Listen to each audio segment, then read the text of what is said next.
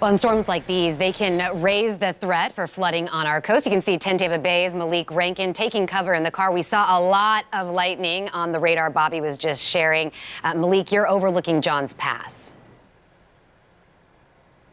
That's right, and we're hearing a lot of thunder, seeing a lot of lightning in this area, so that's why we're in the car. It's cozy in here, but more importantly, it's safe. So we've got the Gulf Coast right behind us here, looking towards Johns Pass. You can see these waves crashing in this area in Pinellas County. We're expecting 2 to 4 feet above normal tide levels. We're already seeing that here, waves crashing into the parking lot area as well. Now, as we were driving through up and down Gulf Boulevard, a lot of those public beach accesses, as expected, parking lots completely empty. We have still seen some people walking out and about, but with that thunder and lightning in the area, obviously it is safest to be cautious and seek cover. That's what we're doing here, seeing a lot more waves than what's typical.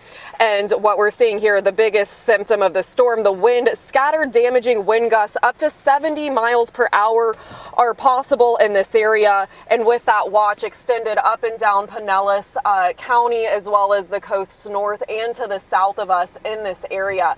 And for here, we've already actually seen some city officials, some police officers patrolling through here. We've got a city of Madeira Beach city vehicle parked right behind us here, and we're continuing to monitor these waves crashing through, expecting to see some flooding in this area, which unfortunately for people here living along the coast, they dealt with flooding after Hurricane Idalia, then again just a couple months later.